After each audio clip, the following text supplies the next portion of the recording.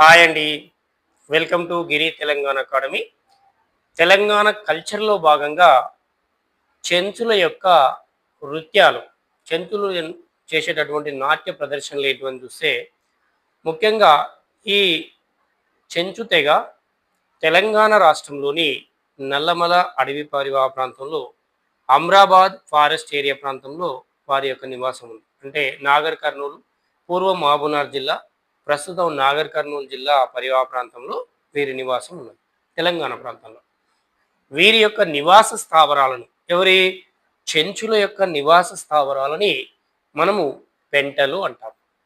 ఇప్పుడు లంబాడీల యొక్క నివాస స్థావరాలని తండలు, అలాగనే గోండుల యొక్క నివాస స్థావరాలని గూడెంలు ఎలా పిలుస్తామో, ఇక్కడ చెంచుల యొక్క నివాస స్థావరాలను ఏమంటాం?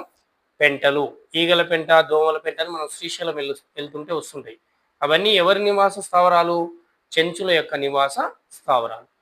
ఈ చెంచులు అడవిలో దొరికేటటువంటి మూలికలు, అడవి నుంచి లభించేటటువంటి తేనె, మూలికలు, అడవి యొక్క ఫలాలని సేకరించి వాటిని అమ్ముతూ తద్వారా వచ్చినటువంటి ద్రవ్యంతోటి తన జీవనాన్ని కొనసాగిస్తూ ఉంటారు. వీరు నృత్య ప్రదర్శన వీరు నిర్వహించుకునేటటువంటి పండుగల సందర్భంగా ప్రదర్శిస్తారు. వీళ్ళు నిర్వహించుకునే పండుగలు ఏంటివని మనం చూస్తే, నాగుల చవితి, దసరా, సంక్రాంతి మరియు శివరాత్రి. అతి ముఖ్యంగా వీళ్ళు నిర్వహించుకునే పండుగలు ఏంటివి? నాగుల చవితి, దసరా, సంక్రాంతి, శివరాత్రి. ఈ పండుగ ఉత్సవాలను వీళ్ళు జరుపుకుంటారు. ఈ సందర్భంలో వీళ్ళు నృత్య ప్రదర్శన చేయడం అనేది జరుగుతుంది.